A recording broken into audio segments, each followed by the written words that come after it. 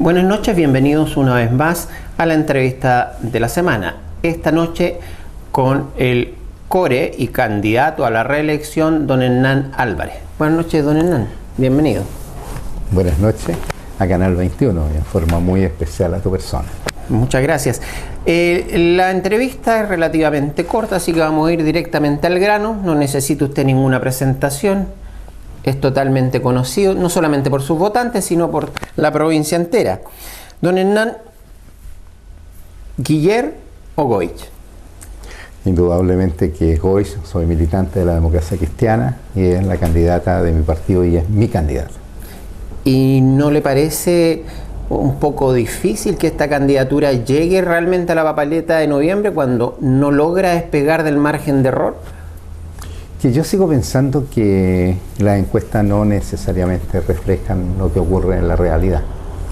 Las encuestas pueden representar un momento determinado de la historia, un momento en el tiempo, pero si la comunidad logra identificar a Carolina Goich como la candidata de los demócratas cristianos, indudablemente que ese porcentaje que aparece tan disminuido en la encuesta de carácter nacional debe tener una variable.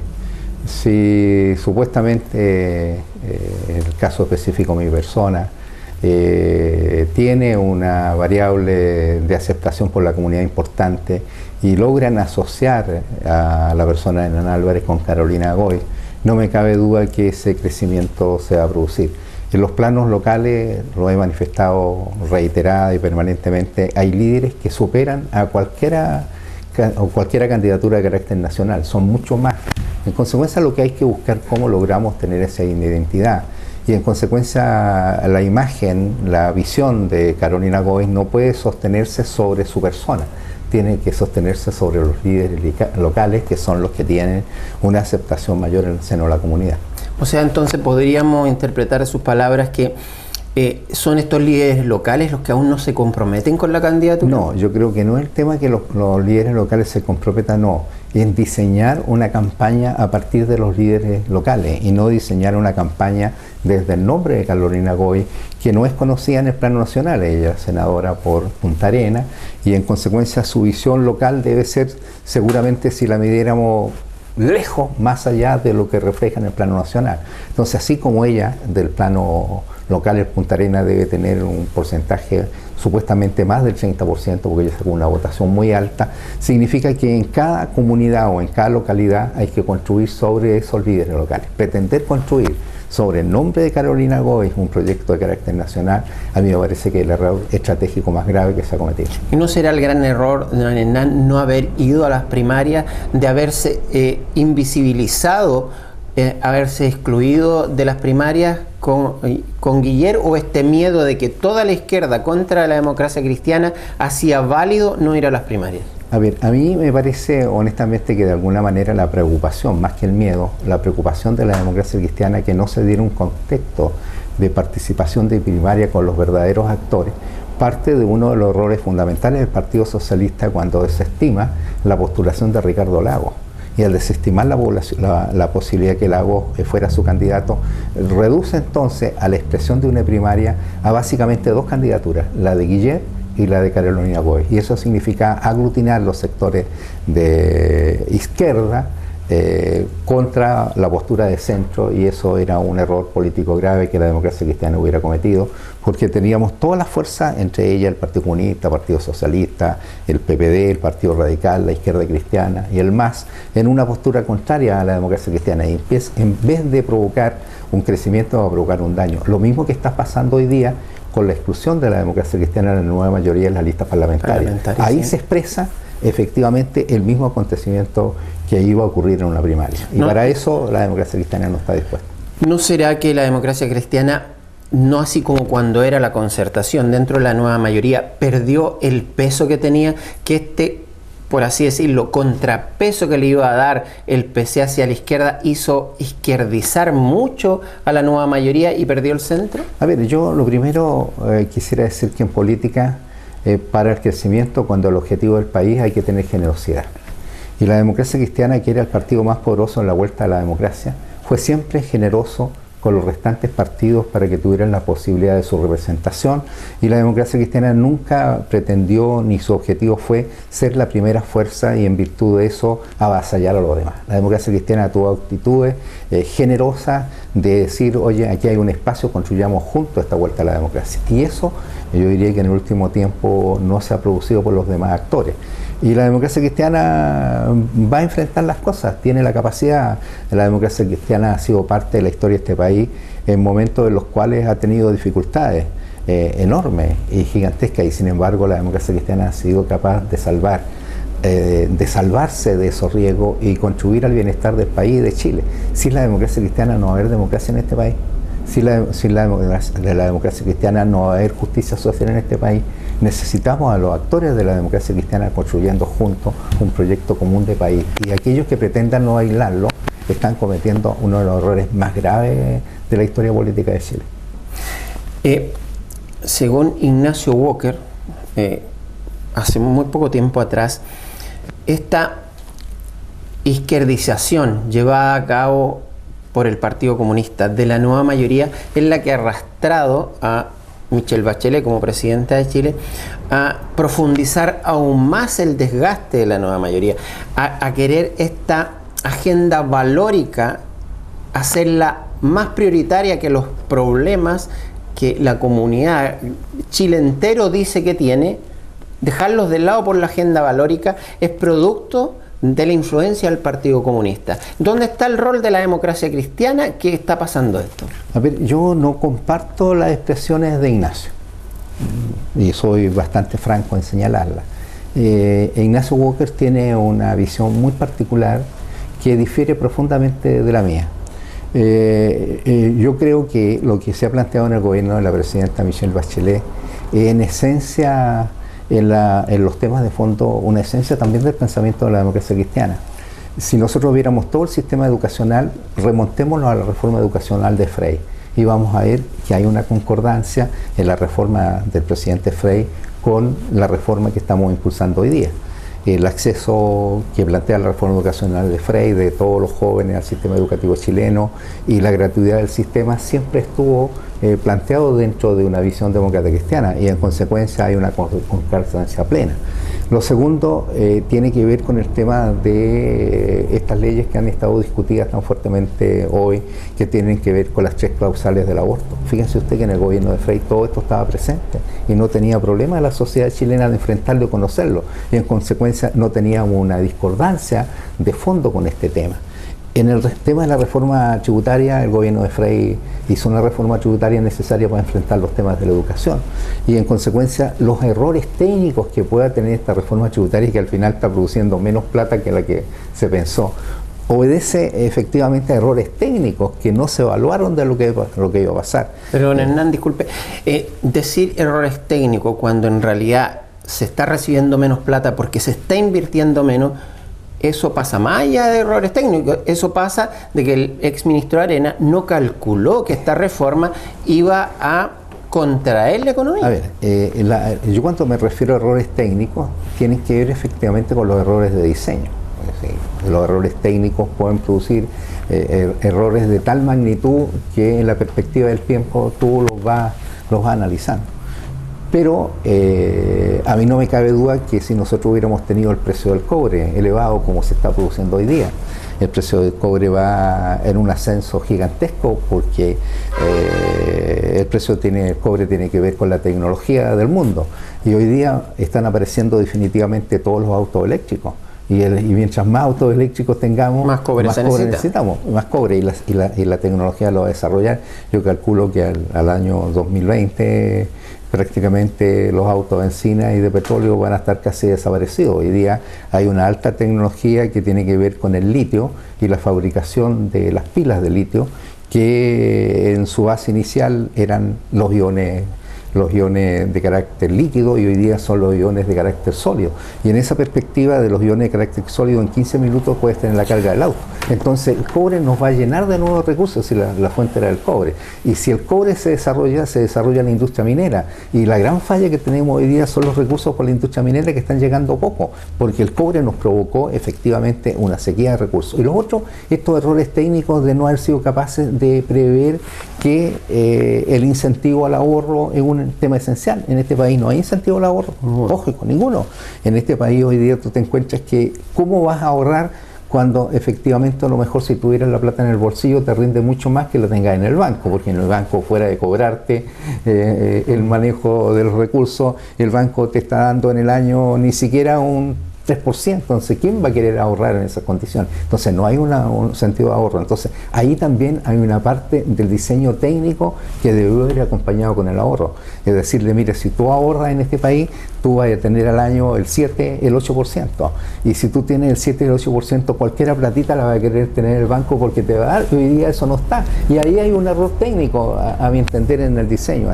Entonces, un país que no ahorra, un país que sus riquezas naturales no le produce lo esperado, cualquiera base de acuerdo tributario para tener más recursos para implementar los programas que eran necesarios ser en este proceso de instaurar indudablemente una relación social diferente, en entregar a la educación los recursos que esto necesita. Hoy día ando trayendo un papel gigantesco aquí, no te lo tenía guardado, tiene que ver con lo que están recibiendo los profesores. Vamos a hablar del tema de educación, vamos a hablar del tema de educación, pero lo quiero llevar todavía... Ese fue el error técnico. Entonces yo diría que, y resumo esto, uno, lo que hemos hecho en educación es gigantesco, lo vamos a mirar en el pasado y lo estamos viendo ya. Lo que hemos hecho en el caso de terminar con el sistema binominal en Chile, desde el punto de vista político, un paso gigantesco en profundización de la democracia. Nosotros teníamos una democracia cautiva por una minoría de un 30% que controlaba al 67% de los chilenos, entonces... Eso se va a ver en estas elecciones, qué tan cierto puede ser todo eso. Pero don Hernán, yo lo quiero llevar todavía a algo un poco más macro. Lo más factible, si me remito a las encuestas nuevamente, no una, sino que las tres grandes, dicen que lo más factible puede ser que Beatriz Sánchez pase a la segunda vuelta, ni siquiera Guiller, porque Goy está en el margen de error. ¿Está dispuesta la democracia cristiana a aliarse con el Frente Amplio cuando gran parte de la democracia cristiana, comandado por los Walker, no quieren estar con el Partido Comunista? ¿Será capaz la democracia cristiana de aliarse ahora a ir más a la izquierda del Partido Comunista? A ver, lo primero que yo quisiera señalar que no tengo claro el panorama de las elecciones presidenciales, ni para la izquierda ni para la derecha. Creo que ahí hay una situación muy confusa de lo que puede pasar y lo que puede ocurrir. Esto es un poco política ficción, pero más o menos siguiendo esa línea. Generalmente línea de política ficción. Entonces, pero este país y lo que pretende la democracia cristiana como cambio sustantivo es que no sean las encuestas las que muevan las decisiones del país. Porque las encuestas movidas por decisiones del país pueden llevar mañana a que cualquier persona pueda ser presidente de Chile. Basta que tenga una sonrisa, basta que sea una persona agradable, una persona que llegue por sus aspectos de carácter personal a ser presidente de Chile y detrás no tenga ningún contenido. Entonces lo que nosotros hemos querido transformar con la candidatura de nuestra camarada Goy es decir, vamos a la discusión de fondo de los temas. Vamos a la discusión, entonces que no sea la encuesta. Eduardo Frei, Radomiro Tomes y los grandes personajes de la historia de la democracia cristiana siempre plantearon los contenidos de fondo.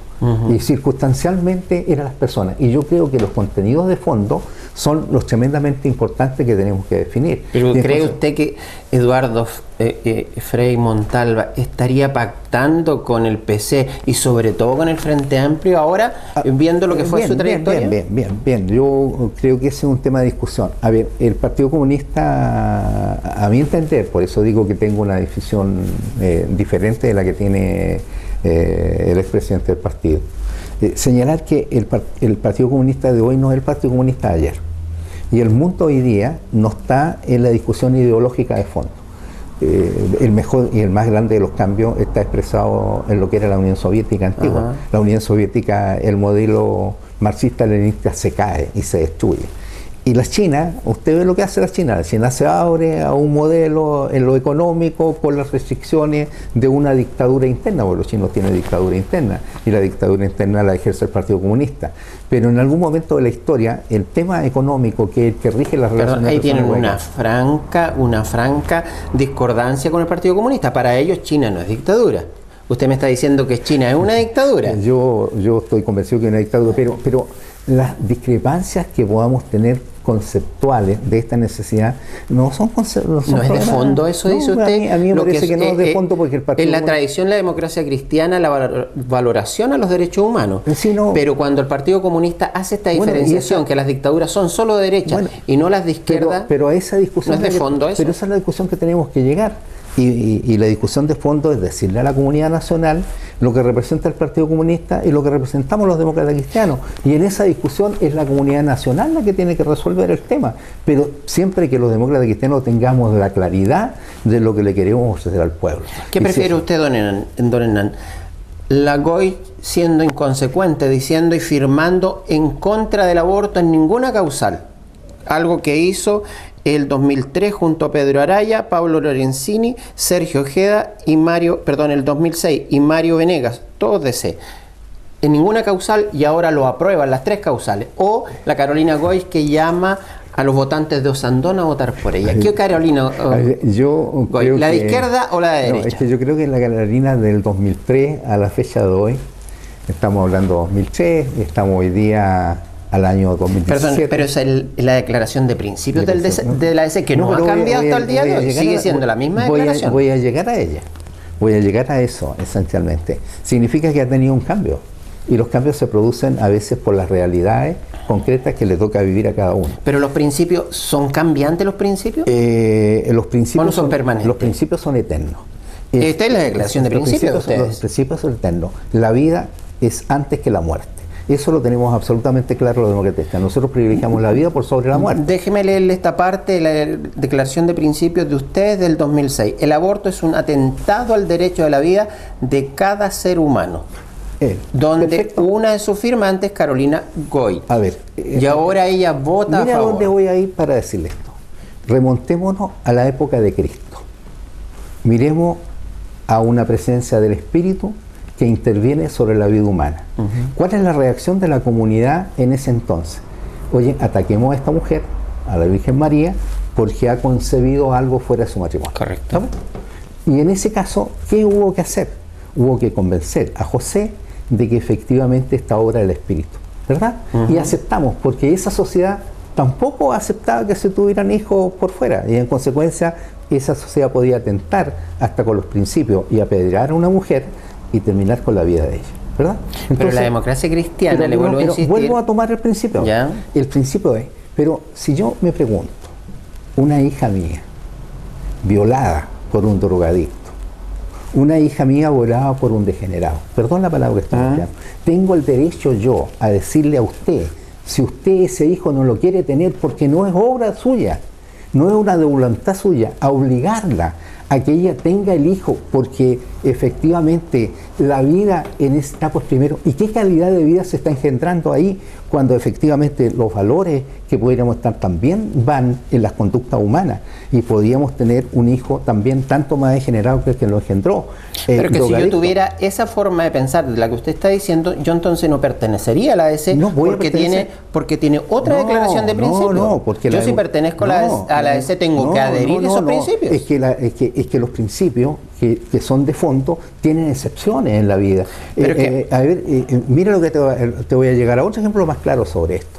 Si efectivamente cualquiera de los que estamos aquí y los que nos están escuchando esta noche tuvieran que discernir entre una persona que le robó un pan, que le entró un pan, y decirle a esta persona que me robó un pan lo mato porque robo, yo te diría que si esa persona entró a mi casa y se robó un pan, tenía un legítimo derecho de poder tener acceso a ese pan, que era el pan necesario para vivir. Entonces, si el principio es que el robar es malo, tiene excepciones.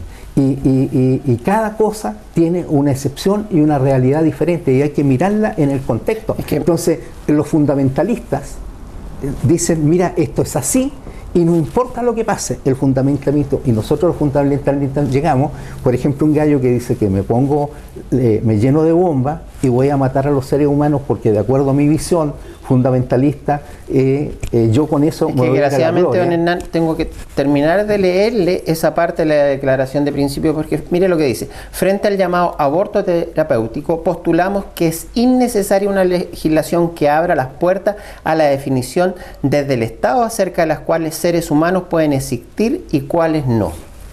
Y esto es del 2006, y todavía está en su declaración de principios. Pero vamos a lo claro de lo que pasa. ¿Qué es lo que busca esta situación del aborto tres causales? Es que la mujer no sea sancionada, fuera de ser violada en condiciones de no respeto de su dignidad humana. Además, si tomara una decisión, la tengo que condenar a la cárcel. O sea, usted respalda entonces a Carolina Goy en ese cambio. Absolutamente. Y ahora, cuando ella llama a los votantes de Osandón a votar por ella, ¿qué le parece esto? Lo mejor de ese acercamiento hacia la derecha. Porque yo pienso que los votantes de Osandón o de cualquier otro lado pueden tener el mismo pensamiento de Carolina. Si no estamos llamando a los votantes de Osandón que vengan los que piensan de la derecha, estamos hablando de aquellos que efectivamente tengan una diferencia con Piñera fundamental en principios de fondo. Pero ¿no cree usted que eso es un poco lo que le pasa la cuenta a ella de no despegar en la en la encuesta, esto de estoy en la nueva mayoría pero la critico, pero después la apoyo? Yo creo que no. Una definición de frente de soy la continuidad o hago una separación. Yo creo que no está ahí. Yo creo que la democracia cristiana ha venido cometiendo errores en el último tiempo de no construir proyectos de futuro. Y en consecuencia, como no ha venido construyendo proyectos de futuro, de repente aparece alguien en la realidad concreta y decimos, la Carolina es la candidata. Don Hernán, como se nos va el tiempo, y no podemos porque es un mayor tema, usted, ¿cierto?, es el que más maneja dentro de muchos otros, el tema de educación. Don Hernán, la reforma educacional, la reforma que tuvo muchos adherentes, que la nueva mayoría escuchó la calle, pero que la calle después se acalló porque consideró que la reforma estaba mal hecha.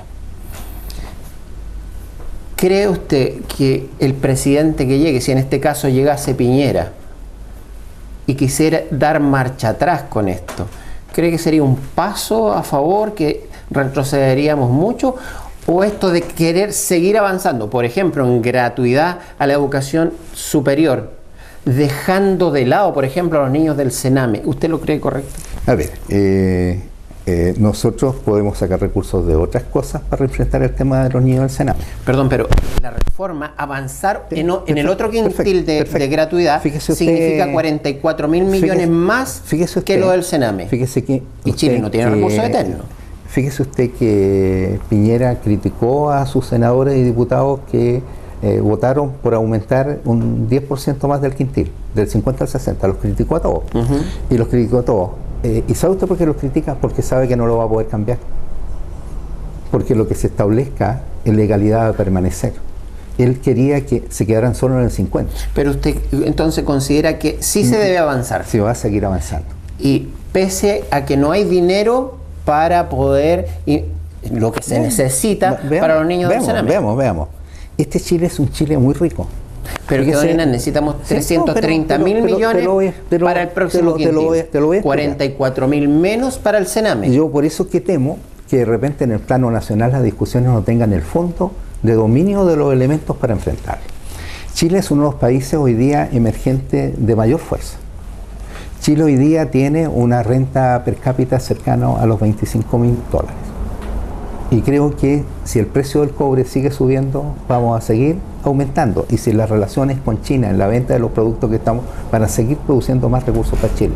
El caso de la creación de la región de Pero eso sería ya para un próximo gobierno. Bueno, pero estamos hablando por el próximo gobierno. Pero la reforma y el aumento del próximo quintil es ahora. Pero platas tenemos. El precio del cobre entra cada día, se calcula que van a entrar por estos precios cortos. Este año, más de $2.000 millones de nuevo de ventaja para el Estado. Solamente lo que resta de este año. Está hecho el cálculo.